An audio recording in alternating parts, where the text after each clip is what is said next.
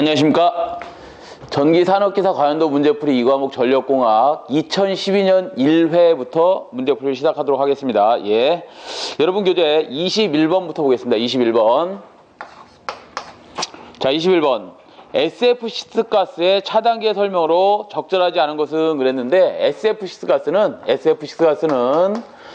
그 특성이 무색이고 무취하고 무해합니다. 그러니까 색깔도 없고 그 다음에 사람한테 해를 입히지도 않고 어떤 냄새도 사실은 없습니다. 자, 이런 가스다. 이 가스에 대해서 적절하지 않은 것을 찾으시오 그랬습니다. 가본부터 보시면 SF 시스가스는 절연 내력이 공기보다 크다. 예, SF 시스가스의 절연 내력은 공기의 3배에서 4배가량 됩니다. 그러니까 절연 간격이 크다는 거는 뭐예요? 절연 내력이 크다는 것은 예를 들어서 가공전선을 R상과 S상 거리를 예를 들어서 1m 떨어뜨려야 된다 그러면 3배에서 4배 정도로 SF 시스가스는 절연 내력이 크기 때문에 예를 들어서 30cm에서 40cm만 떨어뜨려도 충분히 절연이 되더라 이런 말이죠. 나번 보시면 개폐시의 소음이 작다. 개폐시 완전 밀폐형으로서 개폐시 소음이 작다. 공기 차단기 이런 것들에 비해서 작더란 말이죠. 자, 나번도 맞고요. 다번에 보시면 근거리 고장 등 가혹한 재기전압에 대해서 우수하다 그랬는데 재기전압 TRV라고 하는 리커버리 볼테이지, 트랜지언트 리커버리 볼테이지라고 합니다. 이런 재기전압, 어떤 재기전압, 이런 과도 회복전압, 그래서 과도시 생기는 과도전압, 이런 과도전압에 대해서도 소동력이 대단히 크더라. 그래서 다번도 맞고요. 라번에 보시면 아크에 의해 SF 시스가스는 분해되어 유독가스를 발생한다 그랬는데 SF 가스가 분해는 되지만 유독가스를 발생하지 않습니다. 그래서 답은 라번이 되겠네요. 자, 22번 보시면 케이블의 전력 손실과 관계가 없는 것은 그랬는데 케이블을 한번 좀 그려볼게요. 자, 케이블을 보시면 가운데 도체가 있고 CV 케이블을 가지고 그립니다. 자, 도체가 있고 도체에 전류를 흘려주면 I를 흘려주면 도체에 무슨 손실이 생기죠? 도체에 뭐가 걸려있어? 부하 걸려있다면 여기에 I자승 R이라는 전력 손실이 걸리겠지? 이걸 우리는 저항손이라고 합니다. 그러면 도체는 다시 또 어떻게 절연되어 있어요? 이렇게 피복으로 절연되어 있겠죠? 이렇게 피복으로 절연되어 있는데 얘를 우리는 유전체라고 합니다. 유전체에서의 손실도 생길 것이고 그 다음 우리가 여러분들 아마 이런 거 보셨을 거예요. CV 케이블이나 이런 거 말고 어떤 걸 좀 여러분들이 좀 접할 수 있냐면 우리 동축 케이블이라 해서 옛날 CCTV 있죠? CCTV 같은 데 보시면 동축 케이블이라 그래서 이렇게 심선이 하나 있고 동선이 하나 있고 그 다음에 뭐가 돼 있죠? 이렇게 흰색으로 뭐가 돼 있어요? 이렇게 절연체가 들어가 있고 그 다음에 그 시스 바깥으로 보면 이렇게 시스라는 게 있어요. 시스. 철사가 이렇게 꼬여 있어요. 철사가. 이렇게 이 철사를 갖다 우리는 시스라고 합니다. 시스. 여기다 우리 CV 케이블도 이렇게 동이라든가 또는 예를 들어서 알루미늄 갖다 이렇게 시스층을 만들어 놨어요. 이 시스층을 왜 만들어 놓는 거예요? 유전체를 보호하고 도체를 보호하려고 이 시스를 만들어 놓고 이 시스를 어느 거리 지점에 가면 접지를 이렇게 해놨습니다. 접지를. 자, 그런데 우리 전류를 가운데다 흘려주면 도체에다 흘려주면 도체 가운데 전류가 흐르면서 뭐가 생기지? 암페어의 오른나사 법칙에 의해서 어디에도 이렇게 자장이 영향을 미치죠? 시스에도 영향을 미칠 거고 그 시스에 다시 요 자장에 의해서 다시 또 암페어 오른나사 법칙에 의해서 뭐가 흘러? 이렇게 전류가 또 흐르겠지, 전류가. 이렇게 흐르는 전류에 의해서도 손실이 생깁니다. 이것을 전부 다 우리는 무슨 손이냐면 시스손이라고 합니다. 자, 그러면 우리 전선에 생기는 손실은 첫 번째 뭐가 있었어? 가장 큰 게 저항에 의한 저항손. 도체에 흐르는 전류에 의한 저항손이 있을 거고 그 다음 두 번째 무슨 손실이 있어요? 유전체손이 있습니다. 유전체손이 있고 그 다음에 또 뭐가 있어? 시스손. 세 번째 시스손이 있더라. 이렇게. 자, 그래서 전력 케이블에 전력 손실과 관계없는 것은 그랬는데 가번에 보시면 저항손이 있고요. 유전체손이 있고 연피손이라고 되는데 시스손을 우린 다른 말로 연피손이라고도 합니다. 연피손. 자, 라번에 보시면 철손이 있는데 철손은 어디에 생기는 거예요? 철을 갖고 있는 기기들 변압기라든가 CT, PT 이런 것들은 다 어떻게 하는 거야? 이런 철에다가 뭘 감아놓은 거예요? 코일을 이렇게 감아놓은 거죠? 코일을 감아놨을 때 여기다가 전원을 인가하면 전류가 흐를 것이고 그 전류에 의해서 뭐가 전선의 와전류에 의해서, 와류손에 의해서, 맴돌이 전류에 의해서 뭐가? 자석, 파이가 이렇게 유기되겠죠? 그러면서 뭐를? 계속 철심에 생기는 손실을 우리는 철손이라고 했고, 그 철손에는 히스테리시손과 와류손이라는 게 있었죠. 그래서 이건 철손은 어떤 철심을 갖고 있는 기기들, 그러니까 CTPT, TR 등등에서 발생하는 손실이죠. 그래서 답은 라번이 되겠습니다. 4번. 자, 23번 문제를 풀겠습니다. 23번.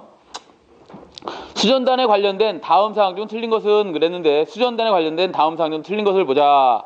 가번부터 보시면 경부하시 수전단에 설치된 동기조상기는 부족여자로 운전한다. 부족여자로 운전한다. 경부하시에는, 자, 경부화.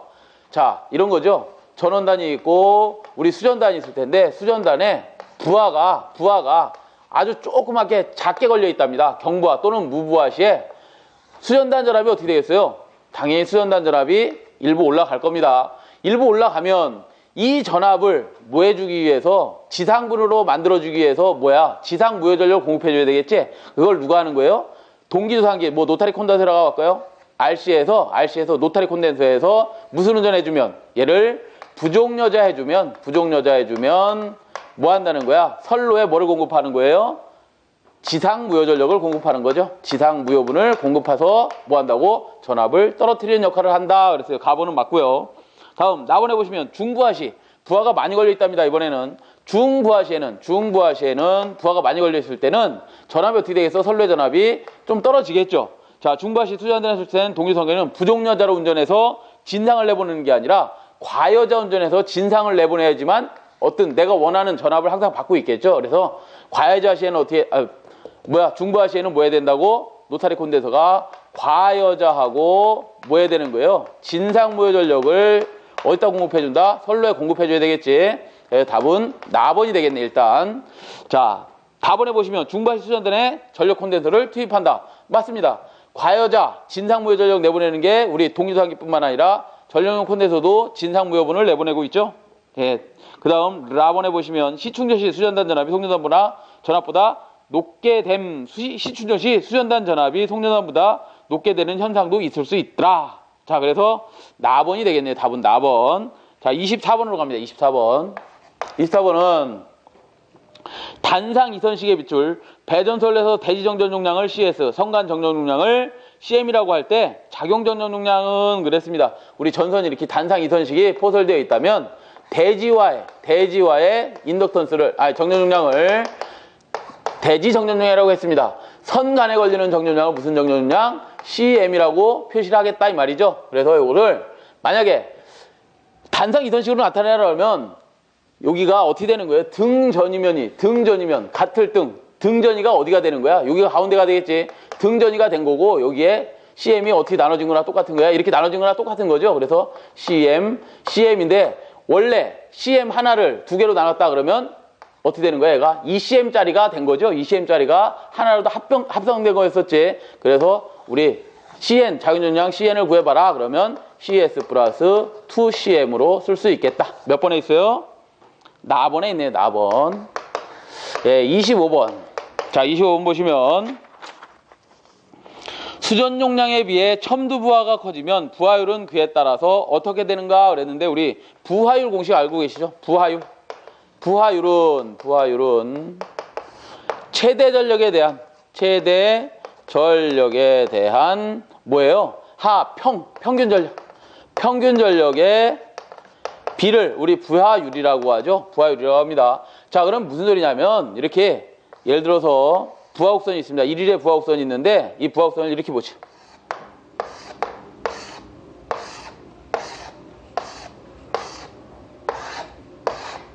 자, 여기를 예를 들어서 몇 시간이라고 할까요? 6시. 0시에서부터 6시. 6시부터 12시, 12시부터 18시, 18시부터 24시라고 하죠. 자, 근데 최대 부하가 이렇게 걸렸답니다. 이렇게 걸려있던 게 최대 부하가 이만큼이 걸려있대. 그리고 이런 식으로 부하 곡선이 형성이 됐습니다. 부하를 6시부터, 공시부터 6시까지는 1, 2, 3kW를 사용했고, 그 다음 3kW를 사용하고 있었고, 6시부터 12시까지는 7kW를 사용하고 있었습니다. 그 다음에 다시 12시부터 24시까지는 4kW를 사용하고 있었습니다. 그러면 1일의 최대 전력은 언제 걸린 거예요? 6시부터 12시까지 7kW가 걸린 거죠. 그러면 이렇게 구하라는 거지, 부하율은.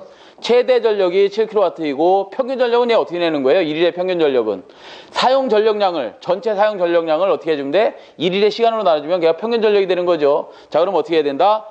6시간 동안씩 사용했으니까 6 곱하기 어떻게 하면 돼요? 전체 더해주면 되겠지. 얘가 얼마야? 3, 7. 그 다음에 얘가 얼마? 4, 4. 3, 7, 4, 4. 3, 7, 4, 4. 이렇게 해준 것을 이게 사용 전력량이에요. 1일의 사용 전력량을 24시간을 나눠주면 되는 것이다. 이게 부하율의 의미다. 부하율의 의미가. 그럼 이게 몇 프로 나올 거 아니야? 그러면 부하율이 얼마다라고 하는 것인데, 여기서 우리 문제에서 보시면 첨두부하가 커지면, 이 첨두부하 최대 전력이 커지면 이 부하율은 어떻게 되느냐 이거죠. 당연히 부하율은 떨어지겠지. 부하율이 좋지 않다는 말이야. 그래서 이 부하 변동량이 이렇게 7kg씩 막 될 게 아니라, 예를 들어서 이 정도까지만 된다면 오히려 부하율은 높아지는 거지. 그러니까 항상 사용하는 전력이 일정했으면 좋겠다 이 말이야. 그래야 부하율이 어떻게 된다고? 최대로 된다 이 말이야. 부하율이 100% 되는 게 어느 점이에요? 평균 전력과 최대 전력의 시간이 똑같을 때가 가장 부하율이 좋은 것이죠. 최대 부하, 첨두 부하가 커지면 안 좋다 이 말이야. 왜? 부하율이 떨어지는 거니까. 설비를 제대로 사용하는 게 아니잖아요. 그죠? 예. 그래서 답은 몇 번이에요? 낮아진다. 나번이 되겠네. 그죠? 자, 26번으로 갑니다. 전원이 양단에 있다. 전원이 양단에 있다. 자, 26번은 전원이 양단에 있답니다. 방사당성전선로의 단락보호에 사용되는 계전기의 조합은 그랬는데, 전원이 이렇게 있답니다. 한쪽에도 있고 이쪽에도 있고 이쪽에도 있답니다.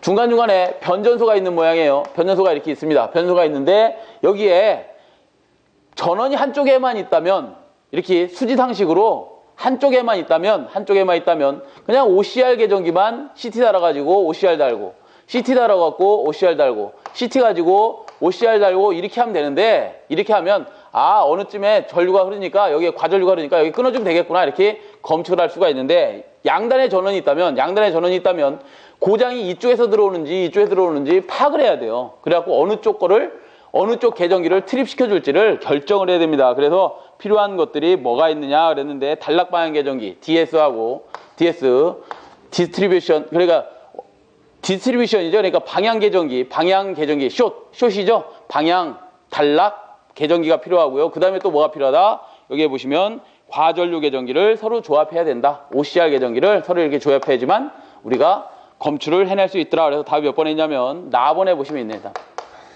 전부 다 답이 나번인 것 같아요. 지금 보니까. 그죠? 27번. 이런 시험은 시험 문제 그대로입니다. 이런 시험은 가서 나번을 잘 찍고 와야 붙겠네. 그죠? 잘 모르는 것도 다 나번 긁어야지. 다 나번이잖아 지금. 자, 28번. 저압 뱅킹 방식에 대한 설명 중 맞지 않는 것은? 저압 뱅킹 방식. 자, 우리가 저압에 배전 방식이 있어. 저압 배전 방식을 구분할 줄 먼저 아셔야 됩니다. 자, 가지식이 먼저 있습니다. 가지식이 뭐야? 수지상 한쪽으로만 전원을 주는 이런 거죠. 이런 거. 변전소가 있습니다. 그러면 부하가 생겼어. 그러면 수용가 생겼으면 그럼 따주고, 수용가 생겼어 따주고, 수용가 생겼어 따주고, 이게 가지식입니다. 아주 저가죠. 저가. 아주 싼 배전 방식입니다. 가지식, 수지 상식이라고도 합니다. 수지 상식이 있고, 그 다음에 또 뭐가 있어요? 그 다음에 네트워크, 그러니까 환상 방식 있죠. 환상 방식. 루프식이라고도 하죠. 루프식. 뭐예요? 루프. 동그란 거잖아. 그냥 루프. 전원이 있다. 여기다 루프 걸어놓고 뭐 한 거예요? 전원 달라는 대로 이렇게 주는 게 루프 방식이죠. 자, 그 다음에 뭐가 있어요? 저압 뱅킹 방식 있죠. 저압 뱅킹 방식이 있습니다. 저압 뱅킹 방식이 있고, 그 다음에 뭐가 있어요? 네트워크 방식이 있죠. 가장 돈이 많이 들어가는 게 뭐야? 네트워크이야. 네트워크를 구성하는 게 가장 돈이 많이 들어간다. 장점은 있죠. 무슨 장점이 있겠어요? 무정전으로 가는 겁니다. 네트워크식으로 갈수록 무정전 공급이 가능합니다. 한전으로 봐서는 신뢰도가 대단히 높아지겠죠. 정전에 대한 신뢰도가 대단히 높습니다. 자, 그렇지만 가지식으로 가면 경제적이지만 아주 싸지만 뭐예요? 무정전으로 갈 수가 없죠. 정전을 수반할 수밖에 없다. 얘는 무정전이 안 되다. 다음, 신뢰도도 별로 좋지 않겠죠. 그 중간에 있는 게 저압 뱅킹 방식입니다. 저압 뱅킹 방식. 자, 저압 뱅킹 방식은 우리 그림으로 좀 그려보시면 이렇다라는 거죠. 저압 뱅킹 방식은 이렇습니다. 자, 변전소로부터 삼상삼선을 끌고 오든 삼상사선을 하나 끌고 옵니다. 삼상사선을 끌고 오면 거기로부터 어떤 차단기를 달고 뭐 COS를 달았다고 할까요? COS를 달고 그 다음 뭐를 달아주냐? 변압기를 이렇게 설치합니다. 다음 또 COS를 달고 변압기를 설치해주고 또 COS를 걸고 그 다음 변압기를 또 이렇게 설치해줘서 부하를 이렇게 공급해줍니다.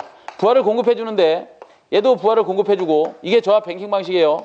이렇게 부하를 공급해주는데 이 저압 뱅킹 방식의 주 목적이 변압기들을 서로 뭐 하겠다고 병렬로 연결해서 부하에 공급하면서 내가 혹시 문제가 되더라도 여기서 공급받을 수 있게끔 만들어 놓은 게 저압 뱅킹 방식이야. 자, 근데 문제가 하나 있어요. 얘가 서로 이렇게 묶어놓으면 병렬로 묶어놓으면 여기에 고장이 원리 파급되는 거야. 여기 하나만 끊으면 되는데 여기에 고장이 따르면 이쪽 선로만 끌어주면 되는데 이게 병렬로 묶어놨기 때문에 고장이 원리도 파급될 수 있다. 옆으로 파급될 수가 있죠. 이것을 우리는 뭐라고 하냐면 캐스케이딩 현상이라고 합니다. 캐스케이딩 현상. 이 캐스케이딩 현상을 제거하려고 중간에 반드시 뭐를 설치한다? 구분 개폐기를 이렇게 설치해주고 있는 방식이 저압 뱅킹 방식입니다. 자, 우리 저압 뱅킹 방식에 대한 설명 중 맞지 않는 걸 찾으라 했으니까 1번, 가번. 전압 동요가 적다. 예, 전압 저하가 생기면 여기서 공급해주기 때문에 전압 저하가 적습니다. 예, 맞습니다. 가번은 맞고요. 나번, 캐스케이딩 현상에 의해 고장 확대가 축소되는 게 아니라 고장이 확대된다 그랬잖아. 그죠? 캐스케이딩은 고장이 확대되는 현상을 캐스케이딩이라 그랬으니까 여기도 답이 나번이네. 자, 그 다음 답번에 보시면 부하 증가에 대한 융통성이 좋다. 부하가 증가됐다. 요쯤에 선로에 부하가 증가됐어? 그럼 여기서 하나 달아줄게. 이렇게 부하 증가에 대한 융통성도 좋고 고장 보호 방식이 적당할 때 공급 신뢰도가 향상된다. 예, 고장 보호가 확실한 구분 개폐가 있다면 구분 개폐기를 이렇게 잘 달아주고 이거에 대해서 전격을 잘 맞춰준다면 예, 신뢰도가 상당히 높은 공급 방식이 되겠습니다. 그래서 답은 나번이 되겠네요. 나번. 참 나번이 많이 나왔네 이 시험에는. 그죠? 자, 그 다음 28번으로 가겠습니다. 28번 연간 최대 전류 200A.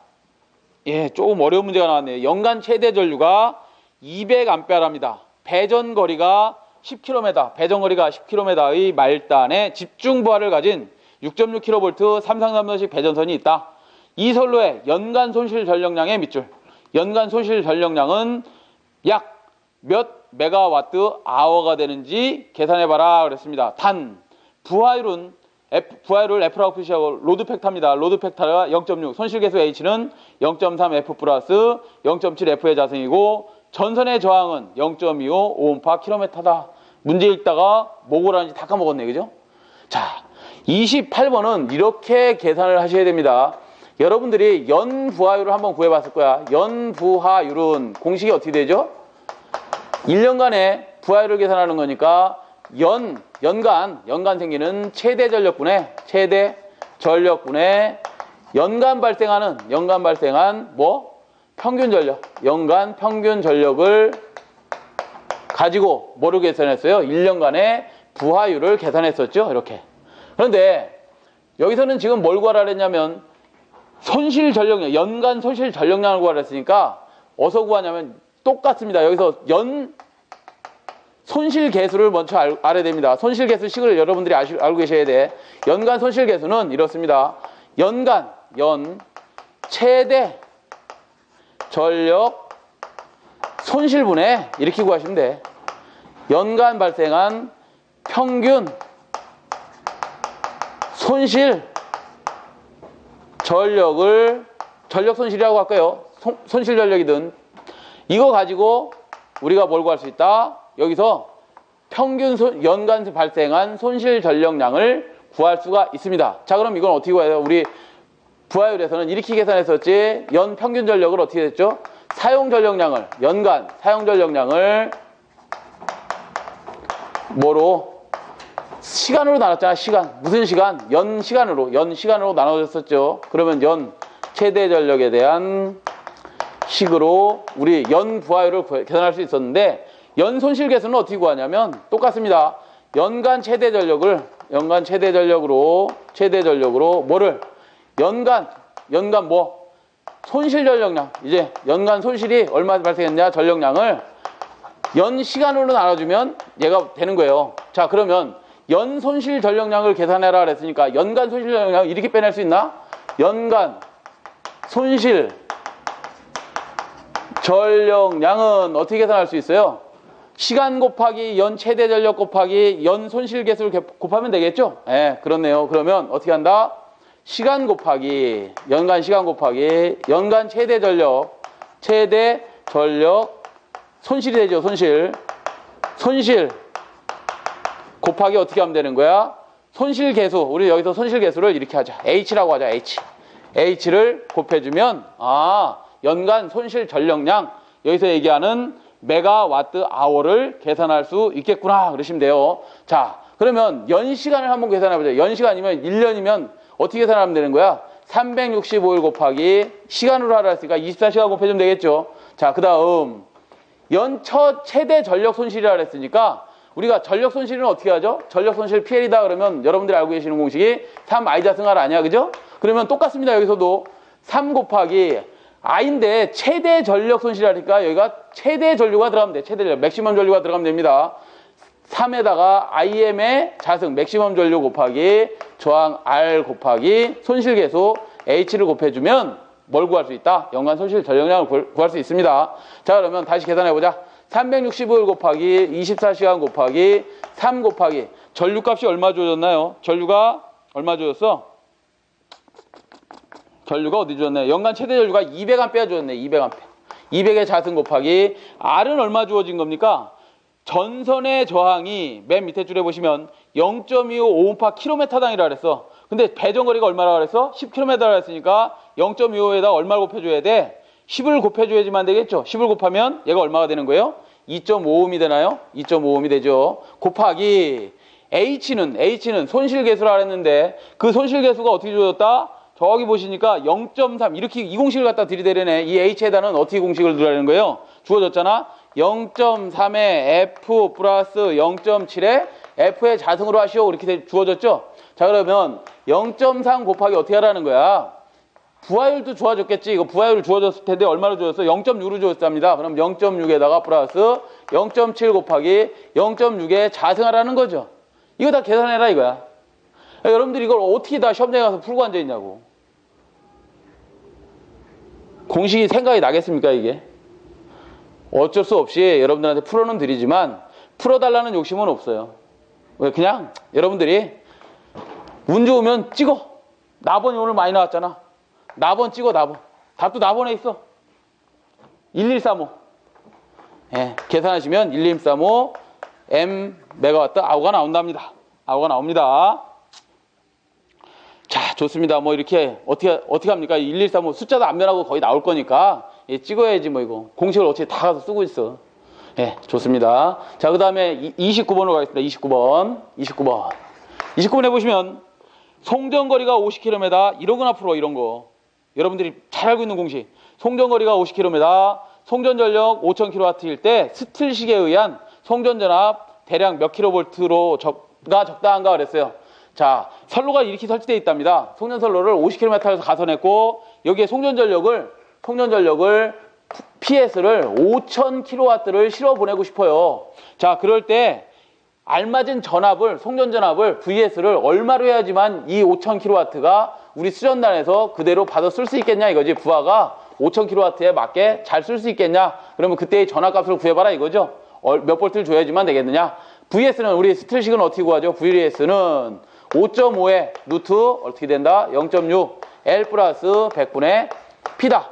여기서의 여기서의 L은 뭐예요? 킬로미터로 표시되어 있는 거고 P는 킬로와트이고 VS는 뭐로 구해야 돼? VS는 킬로볼트로 구해야 되는 거죠.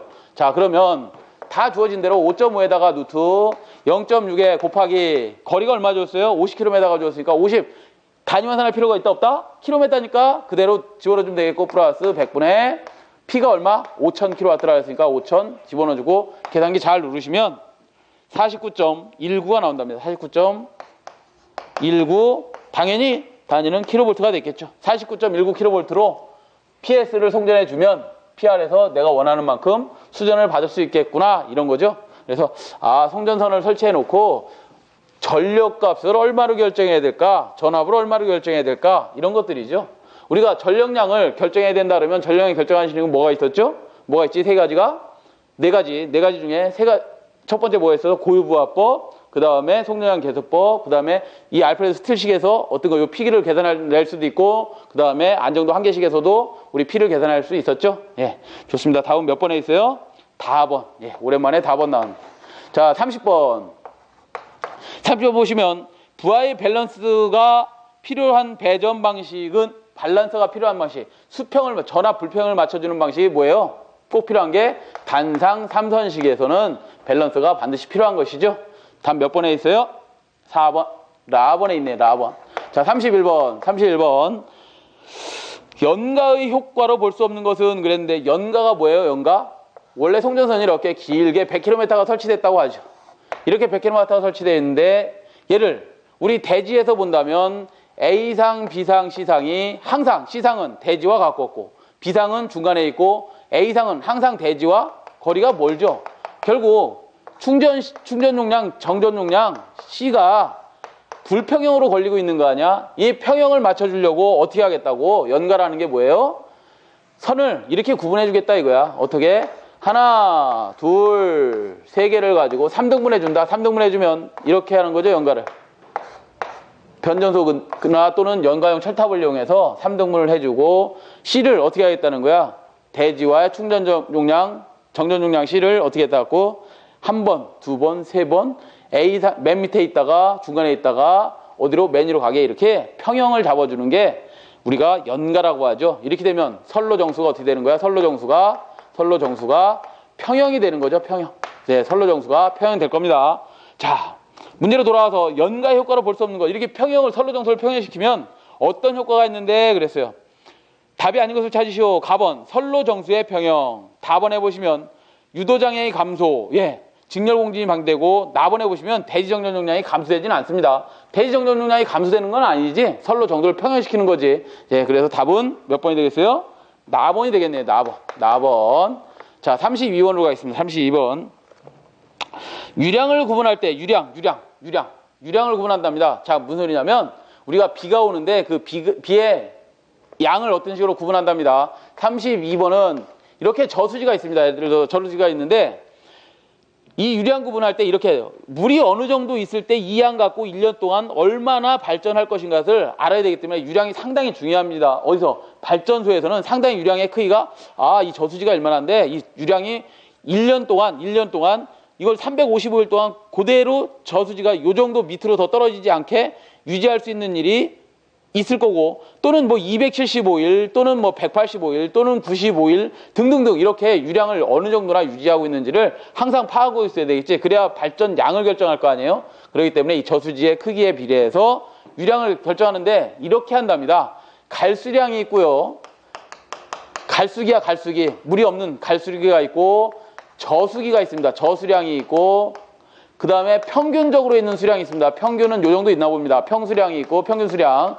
자, 평균량이 있고, 그 다음에 풍수량이 있답니다. 물이 많을 때가 있답니다. 풍수량이 있고, 또 고수량이 있을 때가 있어. 고수량이 있을 때가 있고, 자, 그 다음에 또 홍수가 한 번 날 때도 있어. 홍수가 날 때 있어. 그럼 우리가 홍수량이라고 합니다. 자, 이렇게 있는데 갈수량, 저수량, 평수량, 풍수량, 고수량, 홍수량이 있는데 이게 어떻게 나타나는 거냐? 1년 365일 중에 갈수량은 355일 동안은 요 밑으로는 떨어지지 않는답니다. 다음 저수량은 물이 적을 때는 1년 365일 중에 얘는 275일 동안 요 밑으로는 물이 떨어지지 않는 어떤 양을 갖고 있더라. 그래서 기준을 잡는 거야, 기준을. 자, 평수량은 얼마? 185일 동안은 이 밑으로 내려가지 않고, 풍수량은 95일 동안. 그 다음 고수량은 1년에 1회에서 2회 정도. 그 다음에 홍수량은 3, 4년에 1회 정도가 홍수량입니다. 3, 4년에 한 번 정도 이제 홍수가 나는가 봐요. 그죠? 이렇게 해서 평균을 어떤 내가 기준을 갖고 있어야 발전량을 결정할 텐데 이거에 대해서 문제가 나왔네요. 그래서 여기 보시면 유량을 구분할 때 매년 1회에서 2회 발생하는 출수의 유량을 나타내는 것은 그랬는데 걔가 뭐라 그랬어요? 고수량이다. 예를 들어서 문제에서 1년 365일 중 185일은 그 이하로 떨어지지 않는 양은 뭐라 그랬어요? 평수량. 이렇게 어떤 양을 구분하고 있더라. 그래서 갈저평풍 고홍 뭐 이렇게 외우시면 되겠네, 그죠? 갈저평풍 고홍으로 외우시면 답은 다번이 되겠죠, 다번. 1에서 2회라 했으니까 답은 다번이 될 겁니다. 자, 적어 두셨다가 꼭 좀 보시기로 하고요. 자, 그 다음 33번 소호 리액터 접지 방식에서 소호 리액터 우리 접지 방식에는 직접 접지, 비접지, 저항 접지, 소호 리액터 접지 방식 등이 있죠. 그래서 우리 소호 리액터 접지 방식에 대한 설명 중 옳지 못한 것을 찾으시오 그랬습니다. 가번부터 같이 보시면 전자유도장애가 경감된다. 전자유도장애가 경감된다. 예, 맞습니다. 자, 우리가 33번 같은 경우는 소호 리액터 접지는 어떻게 하는 거야? 이렇게 하는 거죠. 중성점에 L을 달아서 어떻게 하는 거야?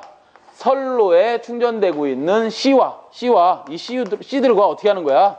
병렬 공진 잡아놓은 거죠. 이 C들과 병렬 공진 잡아놨습니다. 어떻게 잡아놨어? 오메가 L은 3, 오메가 C분의 1로 이렇게 병렬 공진을 잡아놨는데, 자, 전자유도 장애가 경감되다. 예를 들어서 전자유도는 왜 생기는 거예요?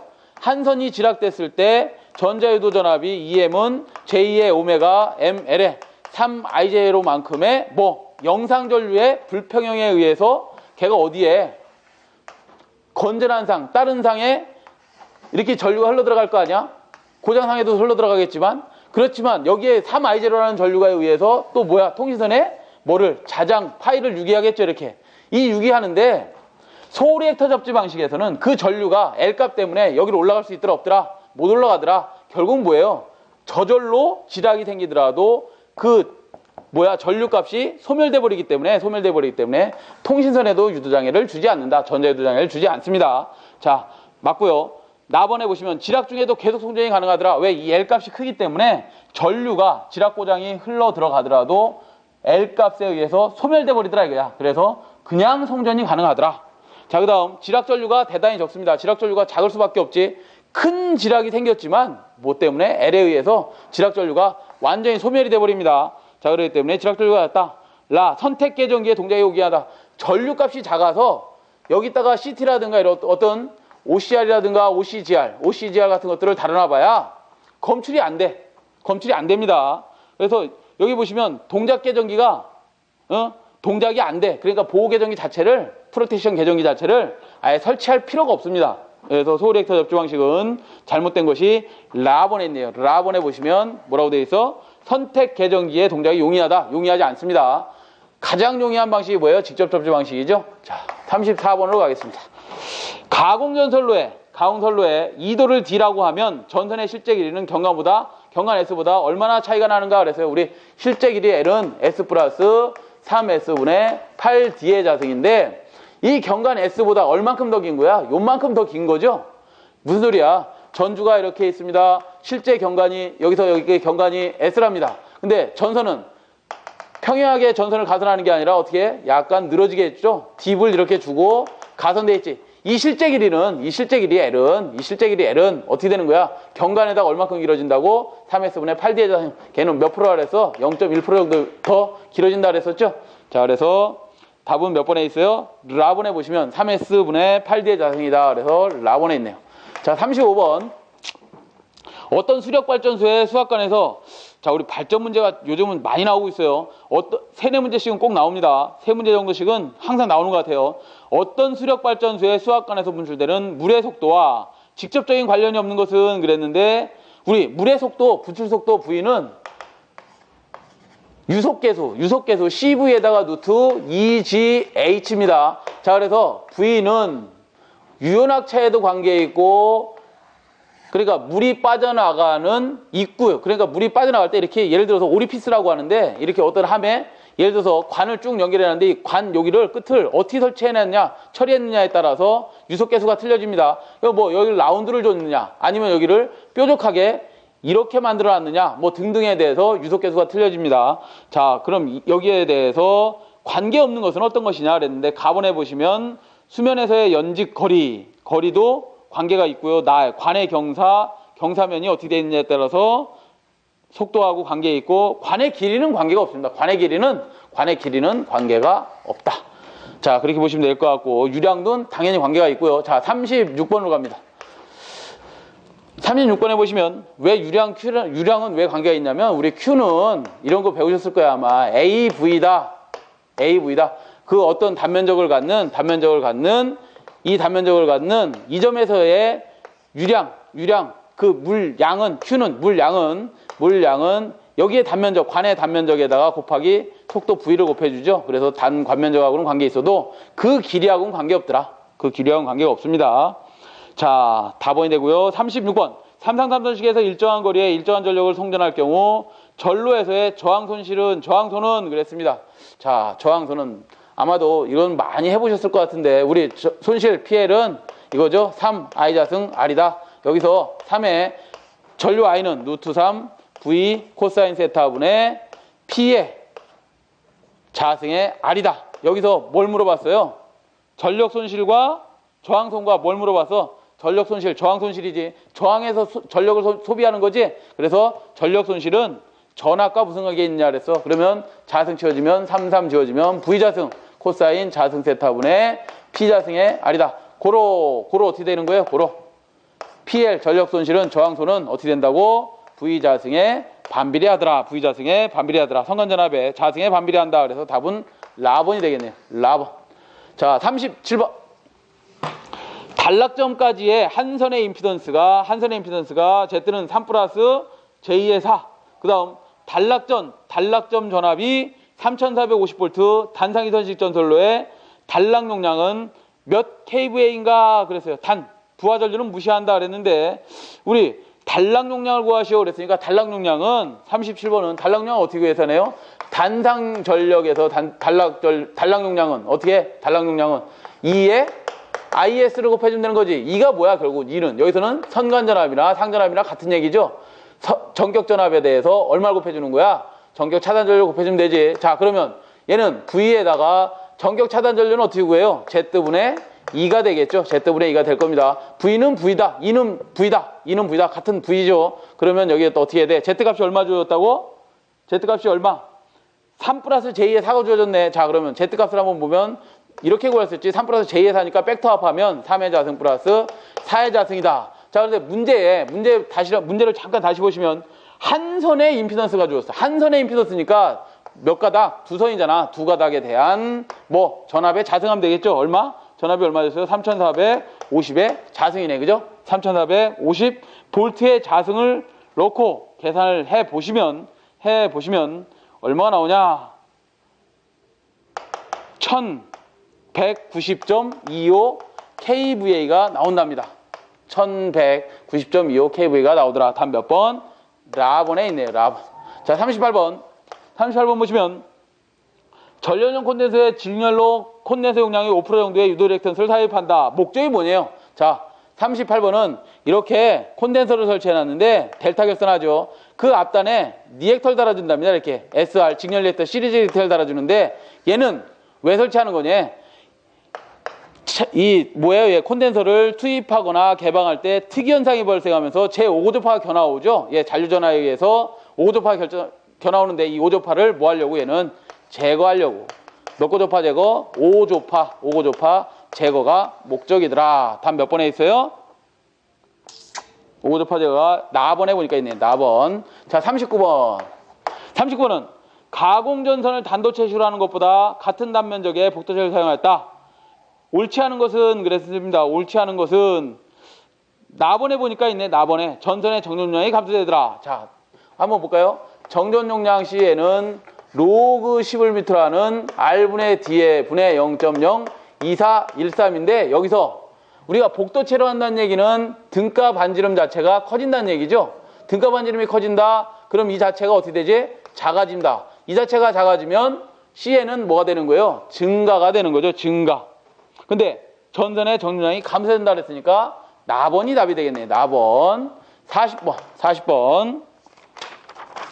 다음 중 배전선로에 사용하는 개폐기의 종류와 그 특성의 연결이 바르지 못한 것은 그랬는데 우리 배전선로는 보호를 어떻게 하냐면 변전소가 있다. 서브스테이션이 있습니다. 변압기가 있다. 자, 그 다음에 또 뭐가 있냐면 차단기가 있습니다. 이렇게 차단기가 있고 이게 변전소 내야 있고 배전선로가 쭉 나올 텐데 이 배전선로에 맨 앞에 뭘 달아준다? 니크로젤 달아주고 그 다음에 섹셔널 라이저를 달아주고 그 다음 우리 수용과 앞단에 라인 퓨즈 COS를 답니다. COS를 이렇게 설치해 주는데 이거에 대해서 잘못 연결된 것은 그랬는데 4번에 보시면 4번에 라번에 보시면 섹셔널 라이저, 이 섹셔널 라이저는 고장 발생 시 신속히 고장 전류를 차단하여 사고를 국부적으로 분리시키는 것으로서 후비 보장치와 직렬로 설치하여야 한다 그랬는데 고장 전류를 차단한다가 틀렸습니다. 고장 전류를 차단하는 능력이 얘는 없다. 그러면 어떻게 되는 거냐? 예를 들어서 부하 측에 고장이 발생을 하면 얘가 먼저 뭘 해보냐? 이 고장이 일선지락이 많습니다. 일선지락 같은 경우는 금방 사라지는 거기 때문에 고장이 났는데 내가 한번 뭘 해본다? 오프를 한번 시켜보는 거야. 차단시키는 게 아닙니다. 개폐기 자체를 오프를 시켜보는 겁니다. 스위치를 꺼보는 거야. 자, 스위치를 0으로 만들어 놓고 고장이 제거됐나? 그리고 다시 한번 투입을 합니다. 지가 고속으로 합니다. 이것을 고속을 했는데 고장이 지속되고 있다? 그럼 다시 또 개방을 시켜봅니다. 개방을 시켰다가 투입을 했는데 예를 들어서 얘가 고장이 제거됐더라. 그러면 계속 운전을 하는 거고 고장이 지속되어 있더라. 그러면 얘가 개방되면서 니크로젠한테 신호를 줍니다. 야, 이거 고장이야. 그러니까 너 차단시켜 그러고 얘가 차단을 하는 겁니다. 얘는 차단 기능이 있지만 니크로젠 차단 기능이 있다. 섹셔널 라이저는 차단 기능이 있다 없다? 차단 기능이 없더라. 그래서 답은 라번이 되겠네요. 라번. 자, 이렇게 해서 2012년 1회 전기산업기사 문제풀이 2과목 전력공학을 마치도록 하겠습니다. 예, 수고하셨습니다.